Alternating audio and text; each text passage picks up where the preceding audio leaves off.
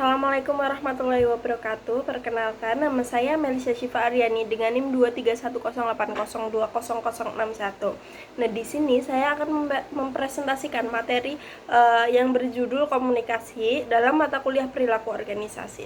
Nah, dalam mata kuliah perilaku organisasi ini tuh sebenarnya memiliki beberapa materi, tapi saya mengambil komunikasi. Tapi namun ada beberapa materi seperti dasar kelompok, komunikasi, kepemimpinan, kekuasaan dan politik, konflik dan negosiasi, struktur organisasi dan lain sebagainya. Namun di sini saya mengambil materi komunikasi. Mungkin langsung saja masuk ke materinya.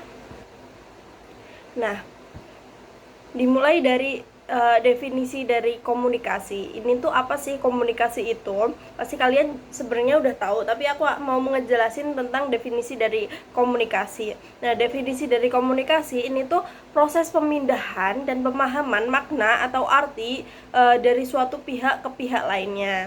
Ada juga fungsi komunikasi. Fungsi komunikasi ini tuh ada 5. Nah, dalam fungsi komunikasi ini tuh yang pertama itu ada manajemen. Ini tuh tugasnya ini tuh mengontrol perilaku anggota, termasuk otoritas dan pedoman formal. Yang kedua, ini tuh ada umpan balik atau feedback. Ini tuh tugasnya memberikan informasi kepada anggota tentang seberapa baik mereka bekerja atau apa yang harus dilakukan. Yang ketiga, ini tuh ada berbagai emosional atau emotional sharing. Ini tuh fungsinya memenuhi kebutuhan sosial dengan memberikan jalan untuk mengekspresikan perasaan. Terus yang keempat, ini tuh ada persuasi. Ini tuh upaya untuk meyakinkan individu agar mereka ini tuh melakukan apa yang diinginkan atau mengirimkan pesan. Terus yang terakhir, ini tuh ada pertukaran informasi atau information exchange. Ini tuh menyediakan data yang dibutuhkan individu dari kelompok atau membuat sebuah keputusan begitu. Selanjutnya itu ada proses komunikasi. Dalam sebuah proses komunikasi ini tuh ada banyak banget. Seperti yang pertama itu ada pengirim atau sender. Ini tuh pihak yang memulai pesan. Yang kedua itu ada pengkodean atau encoding. Ini tuh mengubah ide menjadi bentuk simbolis seperti kata-kata atau gerakan gitu. Terus yang ketiga ini tuh ada pesan atau the message. Ini tuh produk fisik aktual dan pengkodean oleh pengirim. Yang keempat, ini tuh ada saluran atau channel. Ini tuh media yang dilalui pesan seperti udara telepon atau email gitu. Terus yang kelima, ini tuh ada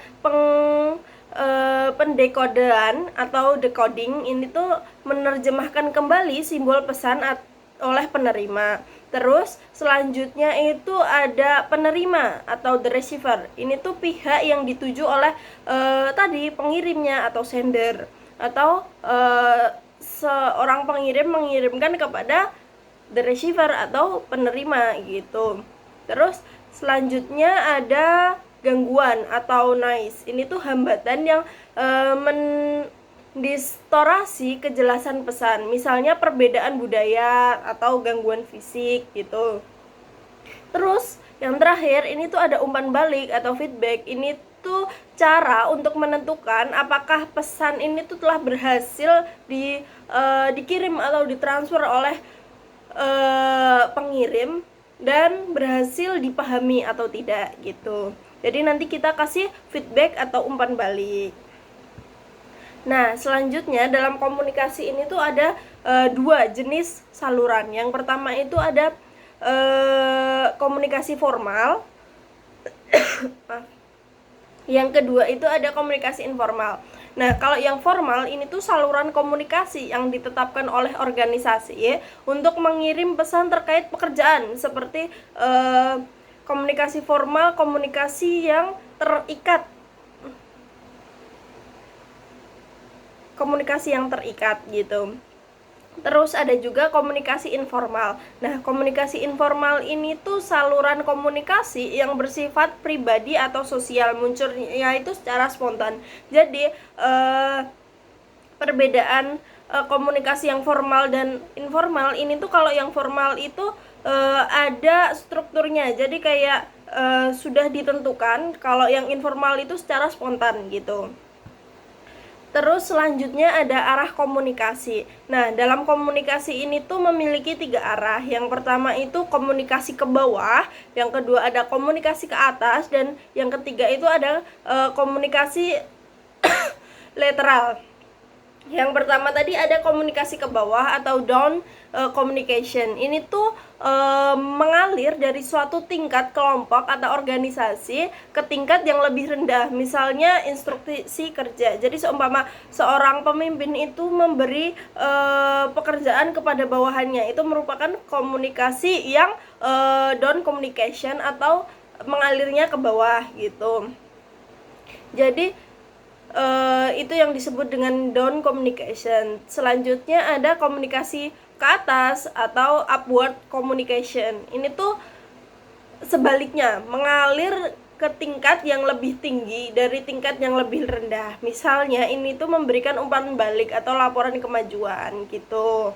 Terus yang terakhir ini tuh ada komunikasi lateral atau lateral communication. Ini tuh biasanya berlangsung di antara anggota kelompok kerja yang tingkatnya sama, seumpama karyawan sama karyawan gitu, tingkat komunikasinya sama.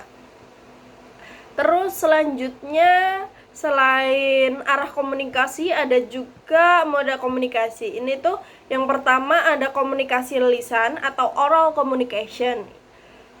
Disebut juga komunikasi yang menggunakan ucapan atau kata-kata seperti pidato dan diskusi gitu.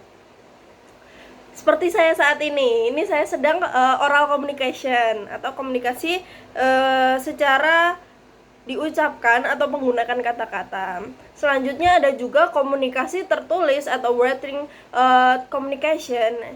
Ini tuh komunikasi yang menggunakan teks tertulis seperti komunikasi melalui email, melalui WhatsApp, melalui memo atau surat gitu. Dan kebanyakan orang zaman dahulu ini tuh menggunakan komunikasi tertulis. Umpama mau mengirimkan surat kepada orang lain, mereka pasti harus mengirimkan komunikasi yang ingin dia sampaikan. Ini tuh melalui lewat kantor pos, lewat bahkan katanya dulu lewat burung dara untuk menyampaikan tulisan yang ingin mereka sampaikan kepada orang lain. Nah, itu disebut juga komunikasi tertulis. Terus ada juga yang terakhir ini tuh komunikasi nonverbal atau nonverbal communication. Ini tuh penyampaian makna melalui gerakan tubuh, intonasi, ekspresi wajah, dan jarak fisik. Jadi kita seumpama mau marah nih sama orang, mau marah sama orang, ini tuh kita juga bisa tahu, nggak usah kita ucapkan, tapi dengan cara kita komunikasinya tuh lewat mimik wajah. Seumpama aku melotot nih, nanti kalian mendeskripsikannya bahwa aku sedang marah gitu. Itu sebuah komunikasi nonverbal. Ada juga seumpama sedih kita nggak harus ngomong kalau ih aku baru sedih tau gitu, enggak, tapi bisa juga kita dengan cara yang seperti melamun, terus abis itu nangis. Itu sebuah komunikasi jika kita sedang sedih gitu. Terus selain moda communication tadi, ada juga pilihan saluran komunikasi. Itu tuh isinya kekayaan saluran atau channel richness. Ini tuh kapasitas saluran yang menangani banyak isyarat secara bersamaan, memfasilitasi umpan balik cepat dan bersifat pribadi. Selain itu juga ada komunikasi persuasif. Nah, ini tuh terbagi menjadi 2. Yang pertama itu pemrosesan otomatis atau automatic processing. Ini tuh cara cepat, dangkal, mudah, dan untuk memproses informasi persuasif tanpa pemikiran yang mendalam gitu. Terus ada juga pemrosesan terkendali atau controlled processing. Ini tuh cara mendetail, terus penuh perhatian dan mengendalikan logika untuk memproses sebuah informasi. Jadi perbedaan antara pemrosesan otomatis dan terkendali ini tuh cara berpikirnya. Kalau yang otomatis ini tuh kita langsung paham, kita langsung tanggap apa yang dimaksud. Tapi yang terkendali ini tuh kita butuh proses, butuh butuh kita harus mengolah dulu pikiran kita agar bisa memproses komunikasi tersebut. Terus ada juga hambatan dalam komunikasi. Hambatan dalam komunikasi itu yang pertama ada penyaringan atau filtering. Ini tuh manipulasi informasi oleh pengirim agar terlihat lebih baik di mata penerima. Ada juga persepsi selektif. Ini tuh penerima menginterpretasikan pesan berdasarkan pengalaman, kebutuhan, dan karakteristik pribadi mereka. Selanjutnya ada juga kelebihan informasi atau informasi overload. Ini tuh ketika arus informasi melebihi kapasitas pemrosesan.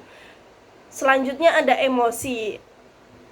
Ini tuh merupakan sebuah suasana hati, misalnya marah, gembira, sedih, nangis, terus kecewa, bad mood, dan lain sebagainya. Ini tuh dapat menghambat interpretasi pesan yang rasional. Selanjutnya ada bahasa atau language. Ini tuh perbedaan arti kata dan jargon di antara orang-orang yang berbeda. Ada juga keheningan atau silent.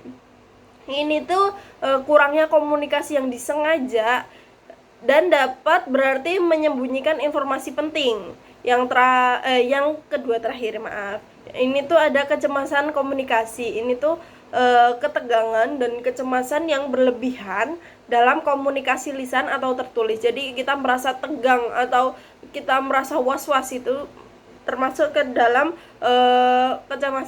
kecemasan komunikasi. Yang terakhir ini yang banyak banget mungkin banyak orang lakuin, ini tuh berbohong atau lying. Ini tuh upaya yang disengaja untuk menyampaikan informasi yang tidak benar. Jadi kita ingin menyembunyikan sesuatu atau kita ingin memanipulasi sesuatu dengan cara berbohong. Ini tuh ada juga di dalam komunikasi, namanya lying, atau upaya yang disengaja untuk menyampaikan informasi yang tidak benar, begitu.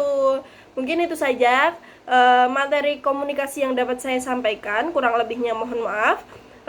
Sekian, billahi taufiq wal hidayah. Wassalamualaikum warahmatullahi wabarakatuh.